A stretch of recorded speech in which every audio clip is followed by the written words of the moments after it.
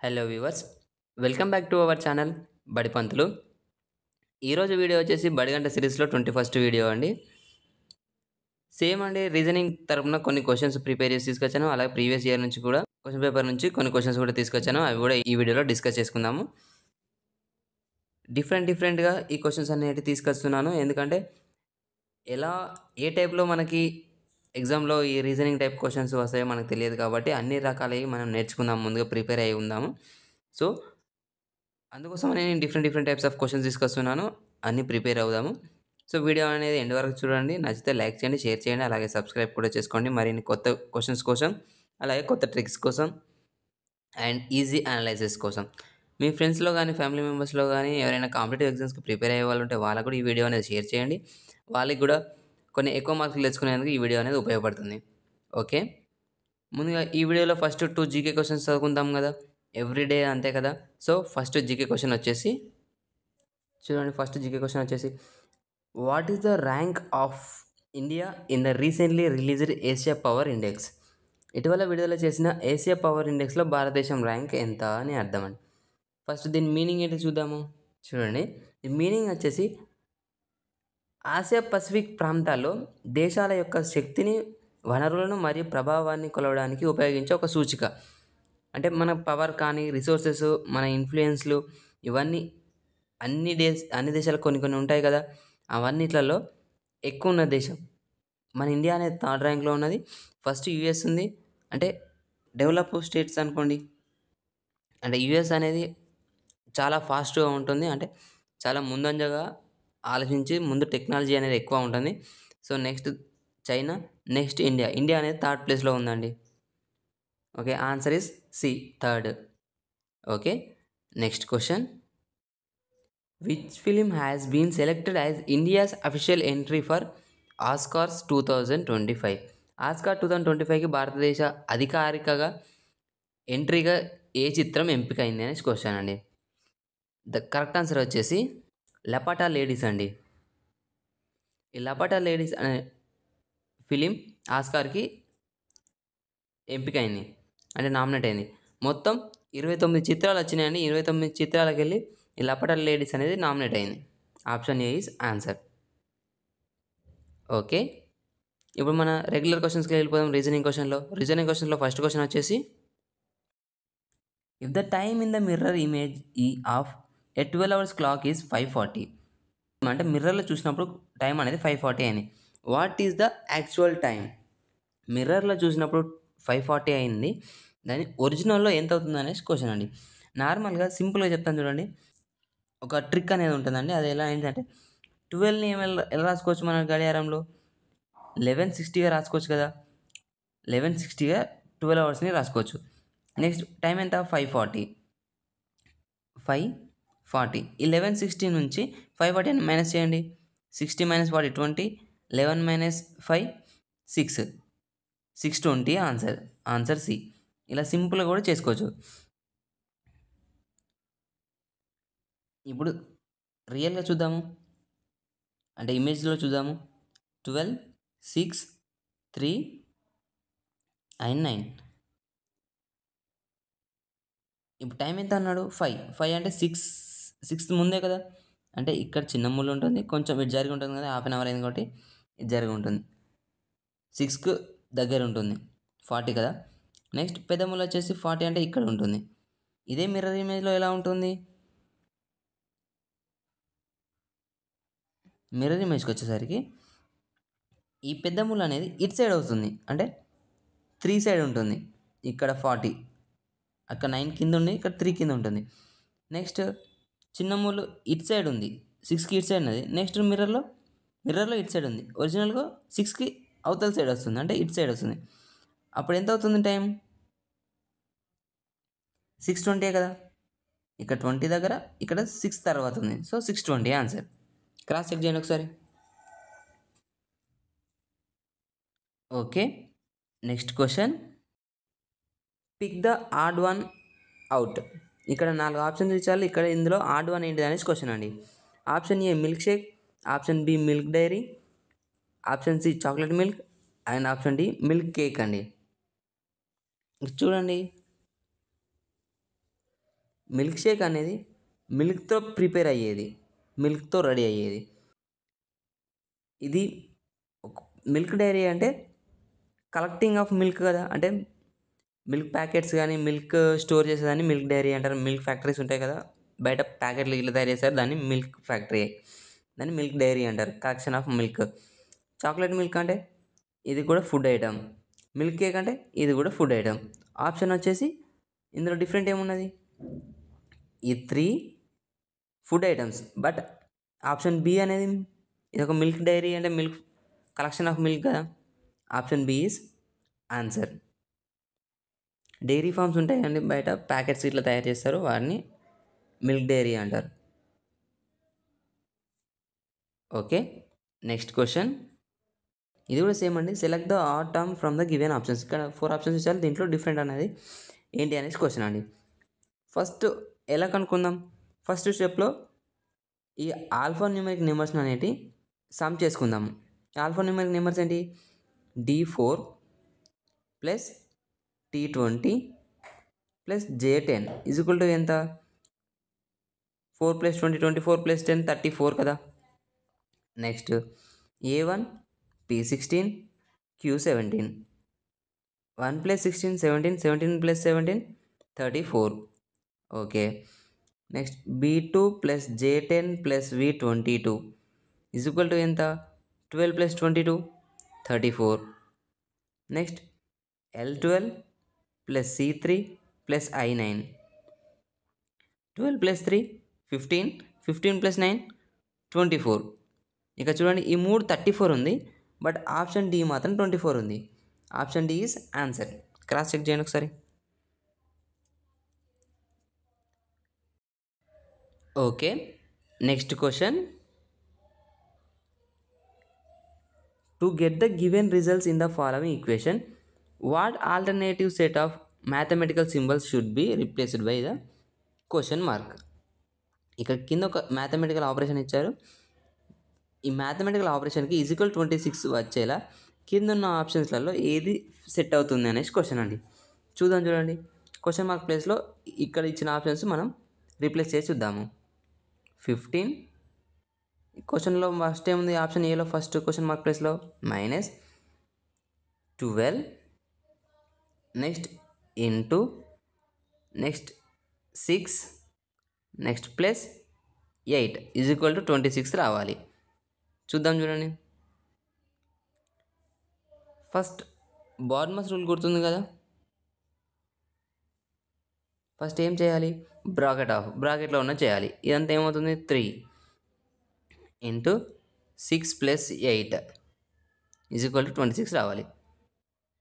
6 3s 18 + 8 is equal to ఎంత, 18 + 8 ఎంత, 26 కదా. అంటే ఇది ఈక్వల్ అవుతుంది కదా. అంటే option A is answer. Remaining కూడా చెక్ చేయండి, రిమైనింగ్ అనేవి రావు. Okay, next question. What will come in the place of question mark in the following equation if plus and minus are interchange and also into and divided by are interchange. ఇక్కడ ఒక equation ఇచ్చాడు, ఈక్వేషన్లో into and divided by interchange చేయాలి, plus and minus కూడా interchange చేయాలి. అప్పుడు equal ఎంత వస్తుందని క్వశ్చన్ అండి. ఇప్పుడు చూడండి, 13 డివైడెడ్ బై అంటే ఇంటూ 7, ప్లస్ అంటే -132, ఇంటూ అంటే డివైడెడ్ బై 11, నెక్స్ట్ ప్లస్ అంటే -23, మైనస్ అంటే ప్లస్ 512, ఇంటూ అంటే డివైడెడ్ బై 2, ప్లస్ అంటే -122 ఈజ్ ఈక్వల్ టు ఎంత వస్తుంది అనేది క్వశ్చన్ అండి. ఇప్పుడు చూడండి, 11 1s 11 1s 11, 11 2s 22, 12. నెక్స్ట్ ఇది కూడా 5 2s 4, 5 5s 10, 5 1s 5, 5 6s 12. అంతే కదా. అంటే ఎంత అవుతుంది,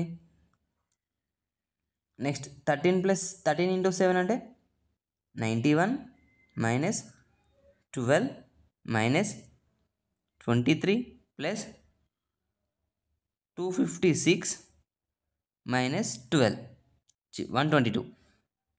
ఇది ఈక్వేషన్ సాల్వ్ చేయండి. ఎంత వస్తుంది చూడండి. 91 ప్లస్ ఫస్ట్ నెక్స్ట్ ప్లస్ కదా, బాడ్ మాస్ రూల్ ప్రకారం ప్లస్ చేయాలి కదా. 91 ప్లస్ 256 అంటే ఎంత? 347 కదా. మైనస్ 12 మైనస్ 23 మైనస్ 122 ఎంత అవుతుంది మొత్తం? మైనస్ ఇంటూ మైనస్ ప్లస్ అంటే 12 ఇంటూ 23 35 మైనస్ 35 మైనస్ 122 అంటే ఎంత అవుతుంది? 157 మైనస్ 347 ఎంత అవుతుంది? 190 కదా. 190 అంటే ఎక్కడ ఉంది answer? Answer A is option A is answer. Cross check చేయండి ఒకసారి.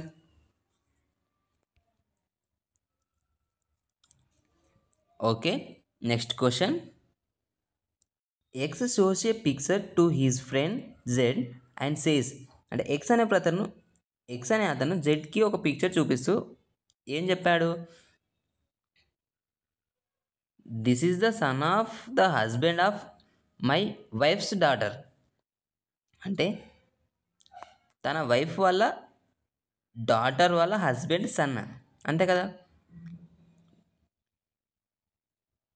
తన వైఫ్ వాళ్ళ అంటే ఇక్కడ ఎక్స్ పర్సన్గా చూపించేది తన వైఫ్ వాళ్ళ daughters husband, husband. Next husband son అంటే ఇక్కడ son. This is the son of husbands of my wife's daughter. ఓకేగా, మ్యాచ్ అయింది కదా.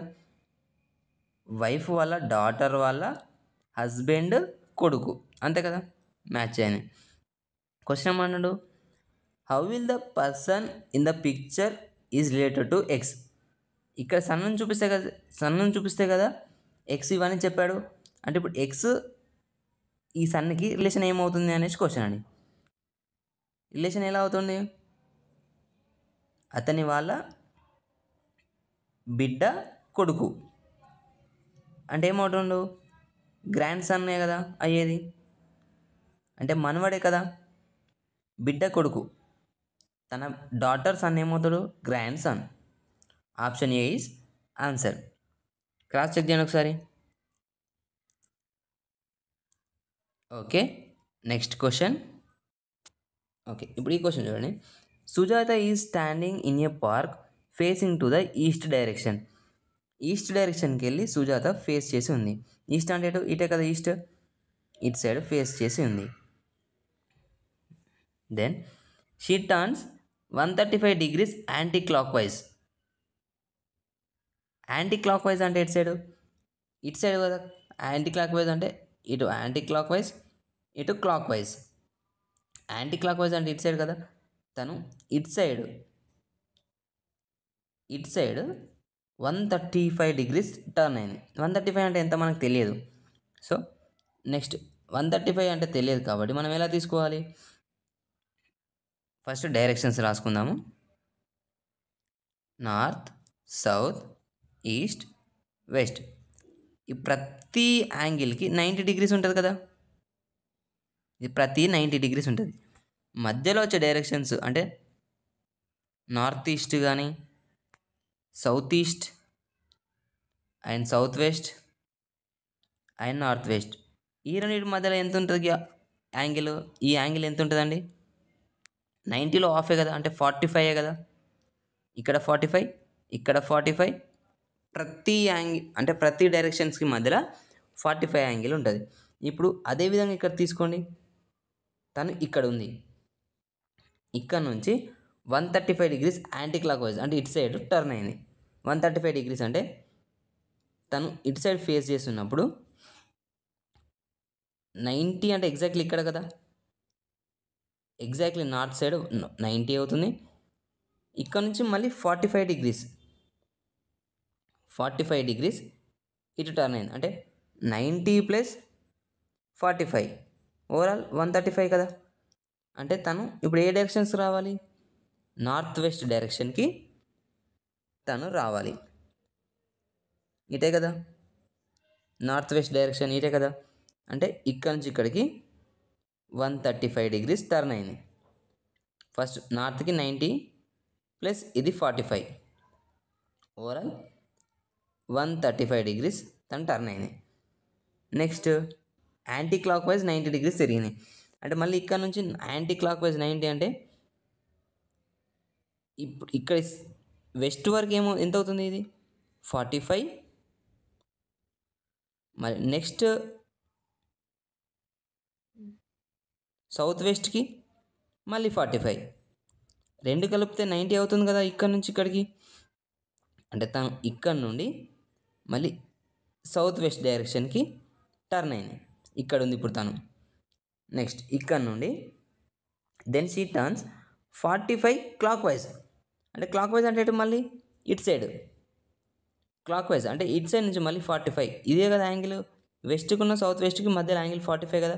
అంటే 45 డిగ్రీస్ ఇటు టర్న్ అయింది మళ్ళీ. అంటే ఈ వెస్ట్ డైరెక్షన్స్కి వచ్చింది, మళ్ళీ ఇక్కడికి వచ్చింది. Then in which direction she is now facing now. ఇప్పుడు తను ఫేస్ చేసింది ఎటు, west. Option B is answer. Option B is answer. ఇలా కాకుండా సింపుల్గా ఇంకో తీరు చెప్తాను చూడండి. తను first anticlockwise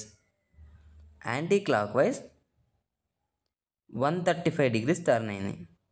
135 degrees turn అయింది.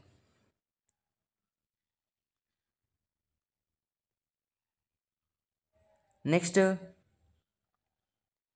And same anticlockwise 90 degrees turn అయింది. Next clockwise 45 degrees.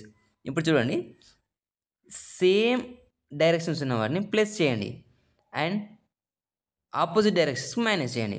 135 plus 90 ఎంత, 225. 225 అంటే ఇందులో ఏ డైరెక్షన్లో హైయెస్ట్ ఉంది, యాంటీ క్లాక్ వైజ్. అంటే 125 anti clock wise. Next 120 minus 45. 120 minus 45 ఎంత, 180. అంటే 180 డిగ్రీస్ క్లాక్ వైజ్ టర్న్ చేస్తే ఆన్సర్ వస్తుంది.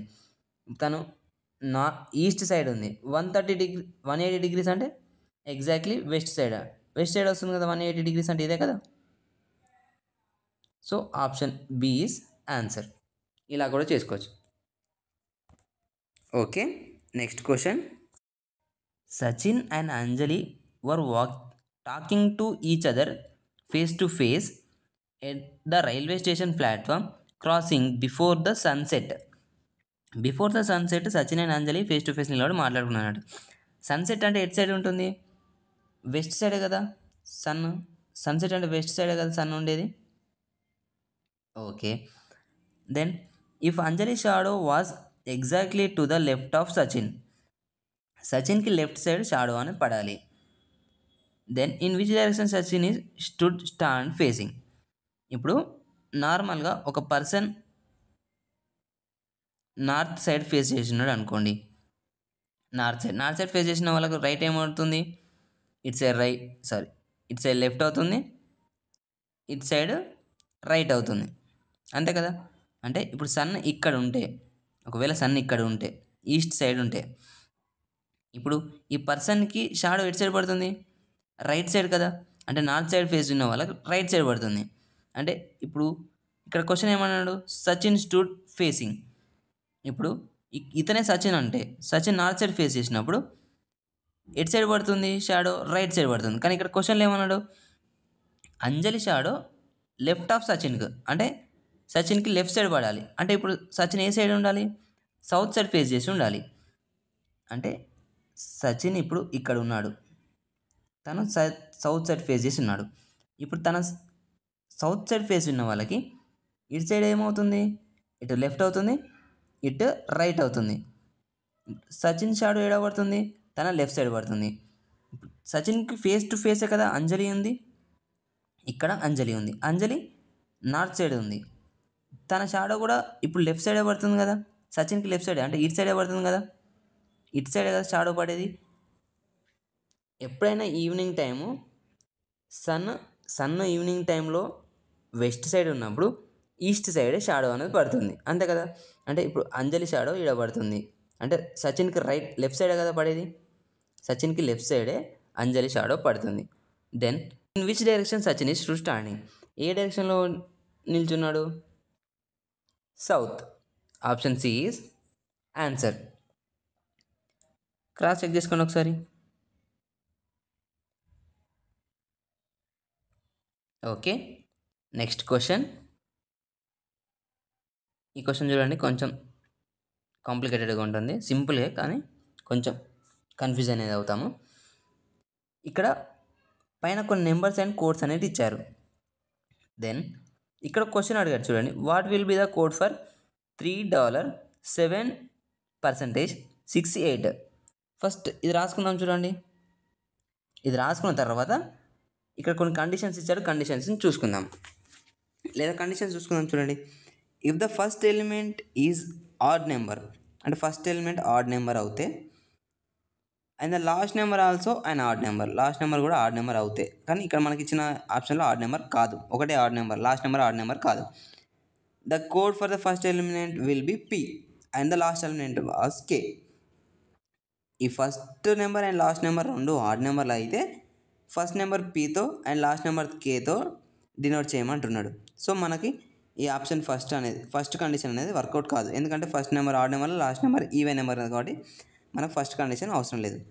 Next, if the last two elements are numbers, last two elements are numbers ఉంటే code for those two are interchange, అంటే 6కి వచ్చే code 8కి రావాలి, 8కి వచ్చే కోడ్ 6కి వస్తుంది. లాస్ట్ టూ మనకు నెంబర్స్ ఉన్నాయి కదా, elements, last two elements numbers ఉన్నాయి కాబట్టి వీటి రెండింటి కోడ్స్ ఇంటర్చేంజ్ చేయాలి, ఇది ఒకటి సాటిస్ఫై అవుతుంది.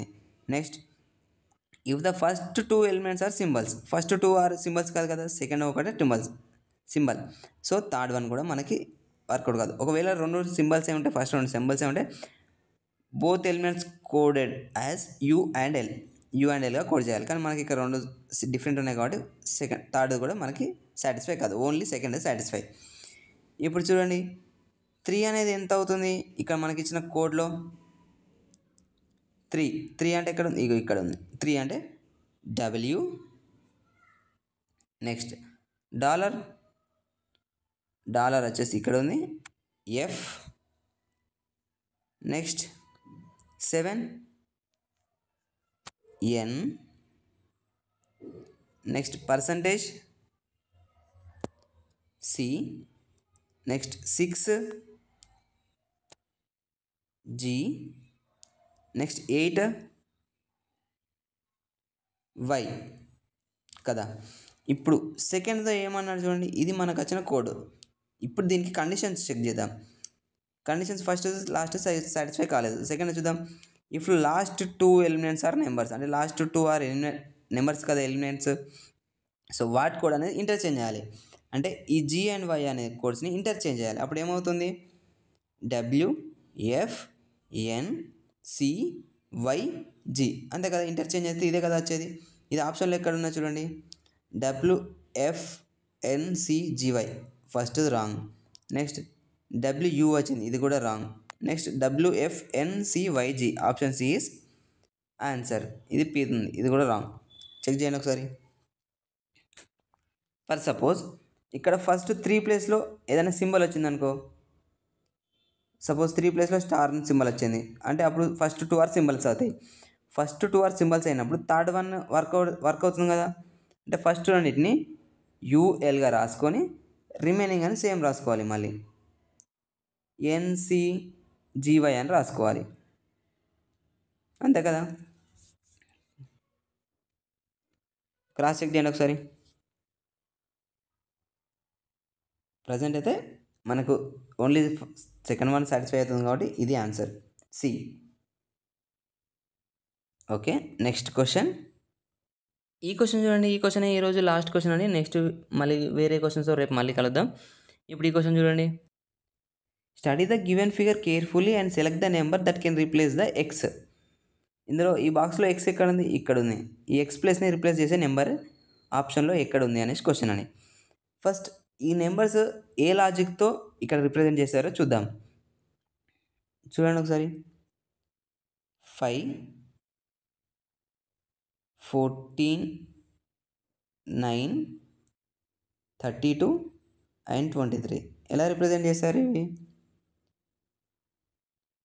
5కి 14కి ఎంత గ్యాప్ ఉంది? 5కి 14కి 9 డిఫరెంట్ ఉంది. అంటే ఈ 9 ఇక నెక్స్ట్ వచ్చింది. నెక్స్ట్ 9కి 32కి 23 ఉంది డిఫరెన్స్. మళ్ళీ 23 ఇక్కడ వచ్చింది. అంతే కదా? అంటే 14 - 5 9. నెక్స్ట్ 9 - 32 23. ఇదే కదా? ఇక్కడ మైనస్ సింబల్స్ అనేది తీసేశాడు అంతే. పెద్ద నెంబర్ ముందేసుకొని దాని నుంచి చిన్న నెంబర్ తీసేశాడు. నెక్స్ట్ దాన్ని చూద్దాము. 9 to 19 డిఫరెన్స్ అనేది 10 ఉంది. మళ్ళీ 10 to 19 డిఫరెన్స్ అనేది 9 ఉంది. సో ఇది కూడా సాటిస్ఫై అయింది కదా. నెక్స్ట్ లాస్ట్ చూద్దాము. ఇది థర్డ్ అనేది వదిలేయండి, లాస్ట్ చూద్దాము. 15 to 32 డిఫరెన్స్ ఎంత ఉంది? 17. నెక్స్ట్ 17 to డిఫరెన్స్ 33కి ఎంత ఉంది? 16. సో సాటిస్ఫై అయింది కదా. నెక్స్ట్ ఇప్పుడు ఇది చూద్దాం. చూడండి, 13 to 14 డిఫరెన్స్ ఎంత ఉంది? 13 to 24 డిఫరెన్స్ ఎంత ఉంది? 13 to 24 అంటే 11. Okay, 11 satisfied. నెక్స్ట్ 11 to 6 రావాలి డిఫరెన్స్. అంటే ఇక్కడ ఎంత నెంబర్ రావాలి? 5 రావచ్చు. బట్ 5 కింద ఆప్షన్లో లేదు కదా. నెక్స్ట్ ఏ నెంబర్ రావాలి? 17 రావచ్చు కదా. 11 - 17 అంటే 6 అవుతుంది కదా. అంటే ఆప్షన్ సి ఈజ్ ఆన్సర్. మనకు 5 కూడా రావచ్చు, కానీ అది ఆప్షన్లో ఇవ్వలేదు కాబట్టి మనం 5 ప్లేస్లో 17 తీసుకున్నాం. 11 to 17 కూడా డిఫరెన్స్ 6 ఉంటుంది కదా. క్రాస్ చెక్ చేయండి ఒకసారి ఆన్సర్. ఓకే ఫ్రెండ్స్, ఈరోజు ఈ వీడియో అనేది కంప్లీట్ అయిపోయింది. ఈరోజు క్వశ్చన్స్ అనేది కంప్లీట్ అయిపోయినాయి. మరికొన్ని క్వశ్చన్స్తో రేపు మళ్ళీ కలుద్దాం. వీడియో నచ్చితే లైక్ చేయండి, షేర్ చేయండి. అలాగే మరికొన్ని ట్రిక్స్ కోసం, మరికొన్ని వీడియోస్ కోసం మన ఛానల్ని సబ్స్క్రైబ్ చేసుకోండి. అలాగే మీ ఫ్యామిలీలో ఫ్రెండ్స్ కానీ ఎవరైనా కాంపిటేటివ్ ఎగ్జామ్స్కి ప్రిపేర్ అయ్యే వాళ్ళు ఉంటే వాళ్ళకు కూడా ఈ ఛానల్ అనేది షేర్ చేయండి, వాళ్ళకు కూడా ఉపయోగపడతాయి. అలాగే మీ దగ్గర ఏమైనా క్వశ్చన్స్ కానీ ఏదైనా పీడిఎఫ్లు కానీ ఉంటే మనకు మెయిల్ చేయండి. అలాగే ఈ వీడియోలో కానీ ప్రీవియస్ వీడియోలో కానీ ఏమన్నా మిస్టేక్స్ ఉంటే కామెంట్ చేయండి, వాటిని రెక్టిఫై చేసి మళ్ళీ నెక్స్ట్ వీడియోలో మళ్ళీ డిస్కస్ చేసుకుందాము. ఓకే ఫ్రెండ్స్, రేపు మరికొన్ని క్వశ్చన్స్తో మళ్ళీ కలుద్దాం. Until then, bye bye. Thank you for watching.